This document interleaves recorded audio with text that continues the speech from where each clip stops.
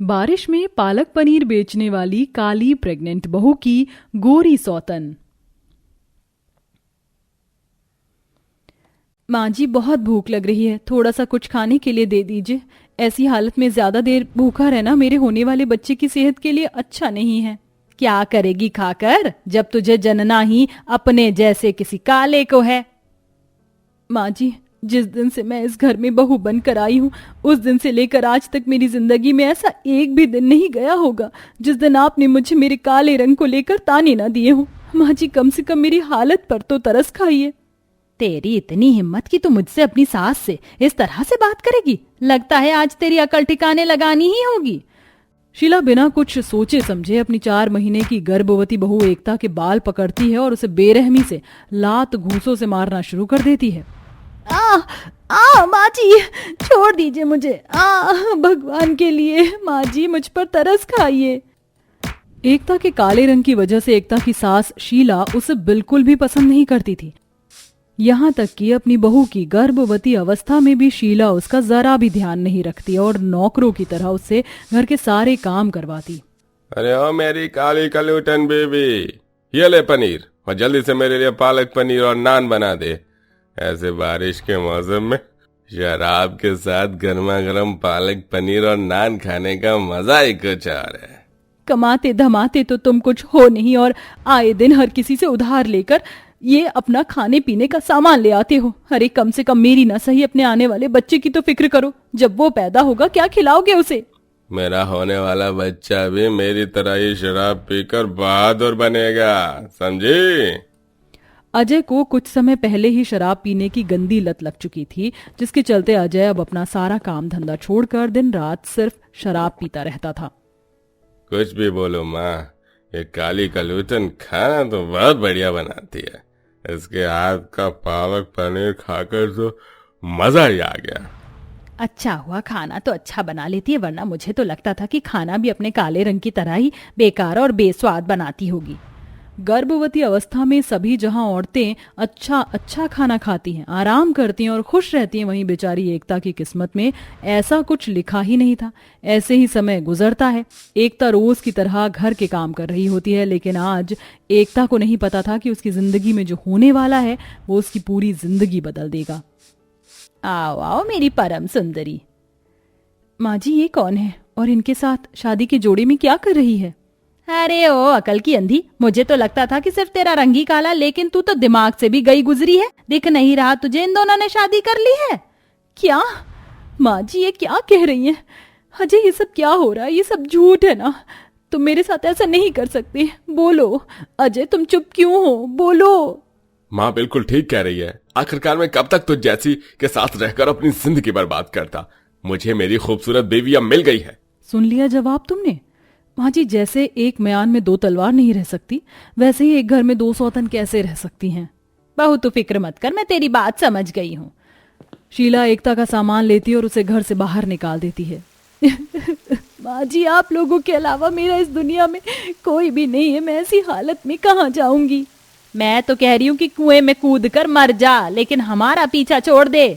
अपनी बहू की हालत देखते हुए भी शीला भारी बारिश में एकता को घर से बाहर निकाल देती है और अब बेचारी एकता बारिश में भीगती हुई दर दर भटकने लगती है। लगता है अब मुझे अपनी जिंदगी खत्म करनी होगी।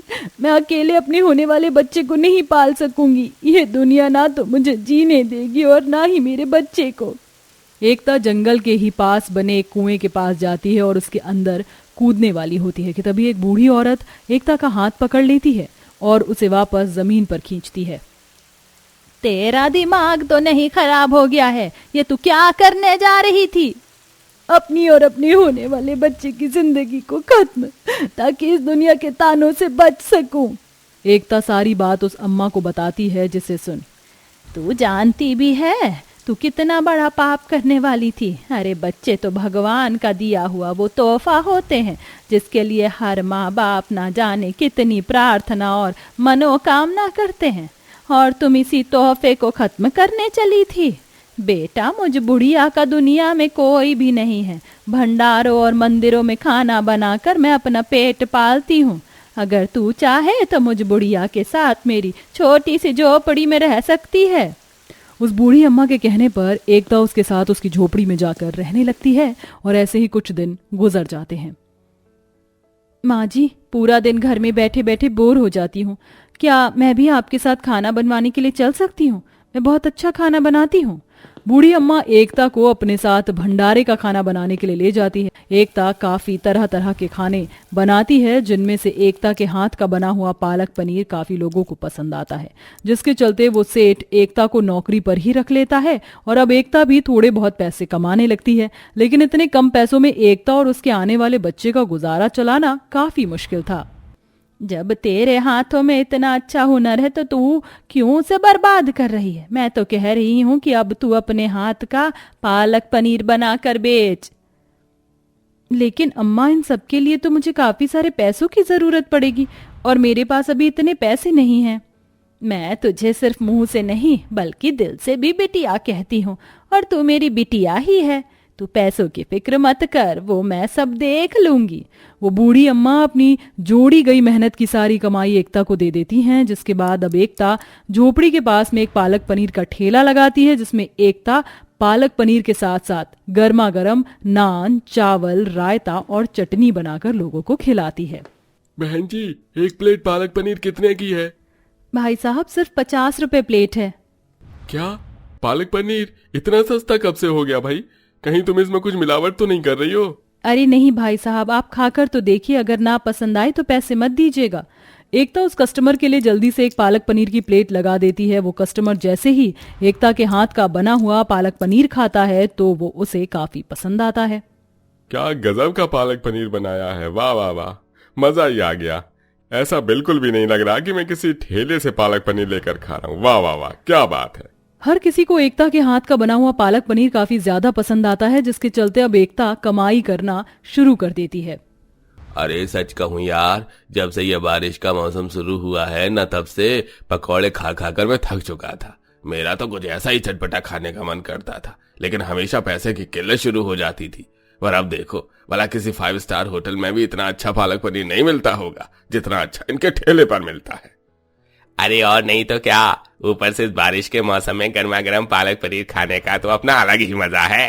भाई, बारिश के मौसम में इतनी टेस्टी हेल्दी चीज, वो भी इतने कम पैसों में, कोई पागल ही होगा जो छोड़ेगा। है दिन पर दिन कस्टमर की तारीफ और अपनी पालक पनीर के ठेले पर बढ़ती लोगों की भीड़ देख अब धीरे धीरे एकता अपनी जिंदगी के दुखों को भूलकर अपने आने वाले बच्चे के लिए एक अच्छा भविष्य देखती है। लेकिन वहीं दूसरी तरफ एकता की सौतन वर्णिका ने अजय और शीला का जीना दुश्वार कर दिया था। जिंदगी बर्बाद हो गई है मेरी, तुम जैसे निकम्मे पति से शादी करके। ना कुछ कमाते हो, ना कोई ख्वाहिश को पूरा करते हो। तमीज से बात कर, भूल मत मैं तेरा पति हूँ, वरना क्या, मारोगे मुझे? लेकिन एक बात याद रखो, मैं तुम्हारी वो पहली पत्नी बेचारी मासूम एकता नहीं हूं जो तुम्हारे और तुम्हारी माँ के अत्याचारों को सहूंगी। मुंह तोड़ जवाब देना मुझे अच्छे से आता है। वर्णिका ना ही तो घर के कोई काम करती और ना ही अपनी कोई जिम्मेदारी उठाती और आखिरकार एक दिन वर्णिका अजय को छोड़कर हमेशा के लिए चली जाती है। ये सब मेरी करनी का नतीजा है। जो मैंने एकता के साथ किया वही अब मेरे साथ हो रहा है। अजय बेटा, हमने जो भी एकता बहू के साथ किया वो बहुत गलत था। हमें उसे ढूंढकर उससे माफी मांगनी होगी। अब जहां दोनों माँ बेटे एकता को ढूंढ रहे होते हैं, वहीं दूसरी तरफ एकता।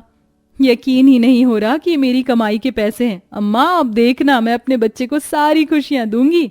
बेटिया, भगवान करे तेरी हर मनोकामना पूरी हो और तू हमेशा खुश रहे। एकता हर रोज की तरह हल्की हल्की बारिश में कस्टमर को अपने हाथ का गर्मा गर्म स्वादिष्ट पालक पनीर बनाकर खिला रही होती है कि तभी अचानक शीला और अजय की नजर एकता पर पड़ती है और वो दोनों भागे भागे एकता के पास जाते हैं। तू यहाँ है? जानती है हमने तुझे कहाँ कहाँ नहीं ढूंढा। आप दोनों यहाँ? हमने जो तुम्हारे साथ किया वही भगवान ने हमारे साथ किया। जिस हालत में हमें तुम्हारा ख्याल रखना चाहिए था, तुम्हें प्यार देना चाहिए था, उस हालत में हमने तुम्हें दर दर भटकने के लिए छोड़ दिया और भगवान ने हमें उसकी सजा दी। वर्णिका मुझे छोड़कर चली गई। हम जानते हैं कि हम तुम्हारी माफी के लायक नहीं है, लेकिन भगवान के लिए एकता हमें माफ कर दो। मैं अब तुम्हें और हमारे आने वाले बच्चे को बहुत खुश रखूंगा। हाँ, हमें माफ कर दे, हम तेरे पैर पड़ते हैं। अपनी सास और पति को अपनी गलती का एहसास होता देख और उन्हें इस तरह अपने सामने गिड़गिड़ाते हुए देख एकता उन्हें माफ कर देती है, जिसके बाद अब अजय और शीला मिलकर एकता का काफी ध्यान रखते हैं। कुछ वक्त में एकता एक सुंदर सी बेटी को जन्म देती है, जिसके बाद अब शीला जहां दिन रात अपनी पोती को संभालती, वहीं एकता अपने पति के साथ मिलकर अपने इस पालक पनीर के काम को आगे बढ़ाती है।